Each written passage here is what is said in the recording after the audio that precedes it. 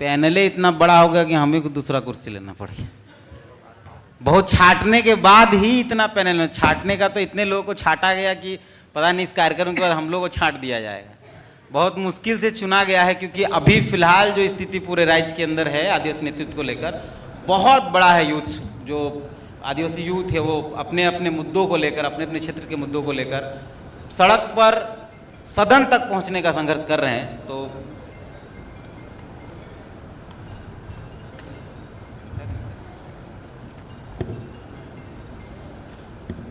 इस बार थोड़ा पैनल बड़ा है और पूरा भरा भरा पैनल है। इससे पहले वाला पॉलिटिकल पैनल थोड़ा खाली खाली था, लेकिन इस बार पूरा भरा भरा।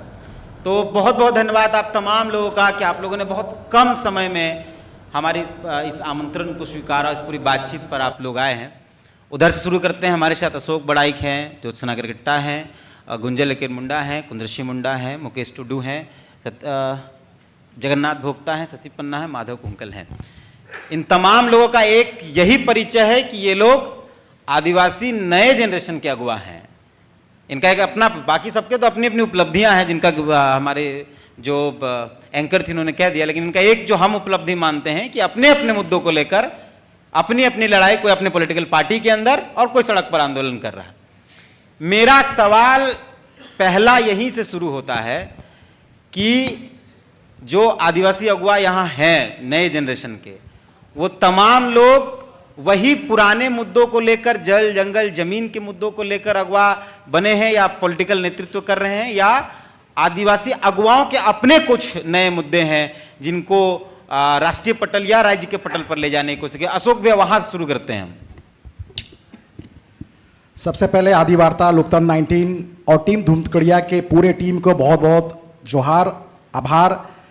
नेशनल मीडिया और स्टेट मीडिया में हमेशा ट्राइबल इश्यूज को स्थान नहीं मिलता था, लेकिन ये पहली बार मुझे लग रहा है पूरा पैन इंडिया में, मैं तो बीजेपी का वक्ता हूं, प्रवक्ता हूं, चैनल में जाता हूं, पहली बार ट्राइबल के साथ में छोटे छोटे ट्राइबल समूहों का, प्रिमिटिव ट्राइब्स का आवाज को झारखंड ही नहीं पूरा देश देखने का काम कर रहा है कि बिरोर, असुर, बिरजिया, पहाड़िया, माल पहाड़िया का भी कोई यहां आबादी है, कोई आवाज कोई सुना सकता है, तो लोकतंत्र 19 सुना सकता है। लोकतंत्र 19 के लिए जोरदार ताली के साथ उनका स्वागत करेंगे और अभिनंदन करेंगे। विषय इन्होंने जो रखा है कि जो आज के जो नए जमाने के जो यंगस्टर है, जो ट्राइबल यूथ लीडर है, मेरे सभी साथियों को जोहार है।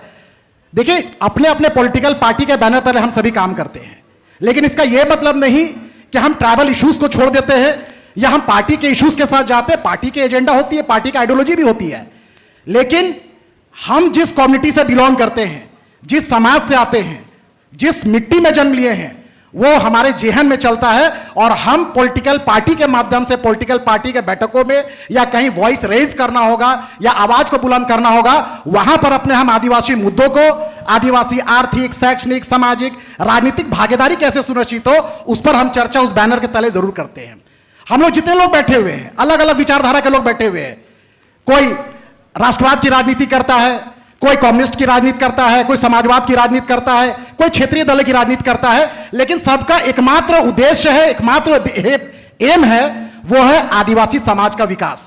हम सभी यंगस्टर यहां बैठे हुए हैं, हम एक नए चेतना के साथ में राजनीति में कदम रखे हैं और हम डिजिटल क्रांति के जनक में हम सभी लीडरशिप को अपने अपने पॉलिटिकल पार्टी के माध्यम से आगे बढ़ाने का काम कर रहे हैं। ज्योत्सना गिरगिट्टा जी बोलती है तो झारखंड नहीं पूरा देश सुनता है, सुनीता मुंडा जी बोलती है तो पूरा देश के मीडिया जगत देखते हैं कि वो क्या बोल रही है। तो ये डिजिटल प्लेटफॉर्म में हम यंगस्टर लीडर अपने आप को उस डिजिटल प्लेटफॉर्म के माध्यम से अपने अपने मुद्दों को, अपने अपने आइडियोलॉजी को, अपने अपने विचारधारा को आगे बढ़ाने का काम करते हैं। हम एक लाइन बोलकर अपनी बात को समाप्त करेंगे कि आज के जो यंग ट्राइबल जनरेशन के जो लीडर्स हैं, वो राष्ट्रीय परिवर्तन के, मतलब देश के राष्ट्रीय राजनीति के परिवर्तन के समर्थक है कि नहीं जानते हैं, उसके सपोर्टर है कि नहीं जानते हैं, लेकिन आज के ट्राइबल जो यंगस्टर है, वो आज के राष्ट्रीय राजनीति में, चाहे राज्य की राजनीति में उसका नेतृत्व कर रहा है। यह गर्व के साथ हम कह सकते हैं कि आज के किसी भी पॉलिटिकल पार्टी के अंदर में वो आदिवासी राजनीति बढ़ चढ़कर हिस्सेदारी ले रहा है, बढ़ चढ़कर आदिवासी आवाज को बुलंद करने का काम कर रहा है। हम यही कह सकते हैं, परंपरा से परिवर्तन तक, और जो हेडलाइन जो दिख रहा है आदिवासियत बचाने का एक सार्थक प्रयास, तो हम इस समाज को अगर परिवर्तन देना है, परिवर्तन लाना है, आदिवासी समाज का विकास को प्रथम पंक्ति में लाना है तो आदिवासी लीडरशिप को आगे बढ़ाना होगा। यह डिजिटल प्लेटफॉर्म के माध्यम से, पॉलिटिकल पार्टी के माध्यम से हो, या लोकतंत्र 19 जैसे पत्रकारों के माध्यम से, मीडिया हाउस के माध्यम से, हम सभी लोगों को एक मंच देने का काम किया है। यही बताता है कि इतने इतने लोगों में से छांट के, अभी आकाश जी ने जिस तरह से कहा कि छांट के इतने लोग को, 7-8 लोगों को बैठाने का काम किया है, यानी पता चलता है कि देश और राज्य और अपने क्षेत्र की राजनीति में आदिवासी युवा बढ़ चढ़कर नेतृत्व कर रहा है, बढ़ चढ़कर समाज में हिस्सेदारी सुनिश्चित कर रहा है। यही बताता है कि ट्राइबल लीडरशिप बढ़ चढ़कर अपना आवाज बुलंद करने का काम कर रहा है। धन्यवाद। क्योंकि शुरुआत में पहले सबको 3-3 मिनट 2-2 मिनट दे दिया जाए, उसके बाद फिर हम आएंगे सवाल जवाब और बाकी चीज़ों पर। ज्योत्सना जी, यही सवाल आपसे भी है, मतलब प्रॉपर सब लोगों से यही सवाल है कि क्या जो पुराने मुद्दे हैं जो हमारे पुरखों ने उठाया, चाहे इससे पहले जो पॉलिटिकल पार्टी के लीडर्स रहे हैं, उन्होंने जिन मुद्दों को उठाया, जल जंगल जमीन और ये आदिवासी, इन मुद्दों के साथ नया जो जनरेशन है वो पॉलिटिकली स्टेब्लिश्ड हो पाएगा आपसे? लेकिन उससे पहले ये पूछना था, आपका परिचय हम आजसू पार्टी के लीडर के तौर पे दें या इंडिपेंडेंट लीडर के तौर पे? सबसे पहले तो लोकतंत्र 19 और टीम धूमकुड़िया के द्वारा जो ये आदिवासी कॉन्क्लेव का आयोजन किया गया है, उसके लिए मैं बहुत बहुत धन्यवाद दूंगी टीम धूमकुड़िया और लोकतंत्र 19 की पूरी टीम को, जिन्होंने कम से कम सैकड़ों ऐसे आदिवासी प्रतिनिधि हैं, उनमें से एक एक को चुनकर उन्होंने लाके यहाँ पे स्टेज में बिठाया है और बोलने का अवसर प्रदान किया है। चूँकि बहुत असमंजस शुरुआत, मतलब कॉन्क्लेव का बोहनी के टाइम ही उन्होंने ऐसा सवाल कर दिया है जिससे मिजाज गर्म हो जाता है। लेकिन जिस जगह पे मैं बैठी हूँ उसके हिसाब से मुझे बात करना है, तो इसका जवाब भी मैं बहुत सही तरीके से दूंगी, क्योंकि यहाँ दंगा करने तो आए नहीं हैं, अपनी बातों को रखने आए हैं। आप देखो, जिस आजसू पार्टी की बात कर रहे हैं, मेरा छात्र राजनीति 2015 से वहीं से स्टार्ट हुआ है। चुनाव लड़ी, प्रतिनिधित्व किया, गुमला जिला की प्रभारी भी रही, बहुत सारे प्रखंड में जाके कमेटी भी तैयार किया।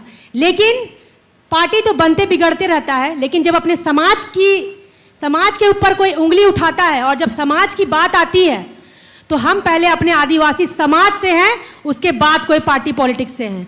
क्योंकि पार्टी पॉलिटिक्स तो बनते बिगड़ते रहेगा, लेकिन समाज नहीं बदलेगा जिस समाज से हम जन्म लिए हैं। चूंकि पार्टी में रहते हुए भी मैं उस समय विरोध की इतना गट्स रखती हूँ। सभी पार्टी में आदिवासी ट्राइबल लीडर्स थे, लेकिन कोई भी इतना मुखर होकर सामने बात नहीं रख रहा था। लेकिन मुझे उन सब चीज़ों से फर्क नहीं पड़ता है, सीट मिलेगा या नहीं मिलेगा। लेकिन और भी जो विपक्ष के नेता थे, उनको अपने सीट बचाना था, इसलिए उन्होंने आके जवाब नहीं दिया, अपने समाज के लिए बात नहीं रखा। लेकिन मैं उस पार्टी में रहते हुए भी उस पार्टी के विचारधाराओं का विरोध की, और अभी मेरी पार्टी में कार्यशैली जब से स्टार्ट हुआ है तब से देखिएगा, ये सब आंदोलन के बाद मेरा पार्टी में कोई भी गतिविधि नहीं है। वो सवाल आप बता दीजिए, क्या वही जल जंगल जमीन के मुद्दों के साथ ही आप राजनीति में आगे बढ़ेंगी या कुछ और नए मुद्दे हैं? चूंकि जल जंगल जमीन हमारे जो सीनियर्स ट्राइबल लीडर थे सब उठाते आ रहे हैं इन सब बातों को, लेकिन उसके बाद भी ऐसे बहुत सारे मुद्दाएं हैं।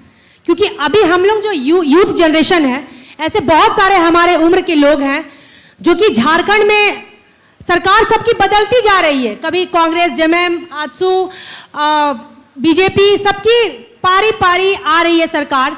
लेकिन हम जैसे युवाओं को पलायन जो है, पलायन रुक नहीं पा रहा है। आज भी लोग पलायन कर रहे हैं, झारखंड से बाहर जाके जॉब कर रहे हैं, और सडनली ऐसा आप आंकड़ा उठा के देख लीजिए तीर्थनाथ जी, एक महीना या हर सप्ताह जो भी पलायन किए हैं, जो भी झारखंड से बाहर जाके सरकारी नौकरी कर रहे हैं, या तो उन्हें झारखंड के लोग कह के मार दिया जा रहा है या फिर कोई बहाना बना के मार दिया जा रहा है। तो जो यहाँ से बाहर काम करने जा रहे हैं उनका लाश ही आ रहा है। तो इस पे ये सभी बहुत बड़ा मुद्दा है, और उन्हीं चर्चाओं के विषय में झारखंडियत को आगे कैसे सुधारा जा सके, उनके लिए चुन चुनकर आप लोगों ने हम लोगों को बुलाया है, और इसी पे हम लोग बात करने के लिए आज यहाँ पे उपस्थित हैं। धन्यवाद। गुंजलदा। धन्यवाद तीर्थनाथ। तो निश्चित तौर पे ही जो हमारे पुरखों ने जो मुद्दा को लेकर काम किया, जल जंगल जमीन को लेके, उस पर तो काम रहेगा ही रहेगा। लेकिन समग्र रूप से मेरी अपनी दिलचस्पी आदिवासियत और आदिवासी अस्मिता मुख्य रूप से उस पर ही फोकस रहेगी। चूँकि ये मुद्दा कहा जाए तो आदिवासियों को शोषित करने में जब से हम इतिहास को इंटरप्रेट करते हैं, पढ़ते हैं, 2-3 हज़ार साल आदिवासियत ही कोर में रहा है, आदिवासी को शोषित करने के पीछे। तो हमको लगता है कि अन्य मुद्दे तो रहेंगे, लेकिन मेरे लिए अपना निजी मुद्दा आदिवासी अस्मिता को लेकर ही रहेगा। जी ऋषिधि, वही सवाल है फिलहाल सबसे, उसके बाद फिर हम लोग आगे बढ़ेंगे। सभी को जोहार। चूँकि आदिवासियत की जो बात आती है तो आदिवासियों की पहचान उनके ज़मीन से है, तो जल जंगल ज़मीन की लड़ाई तो रहेगी ही।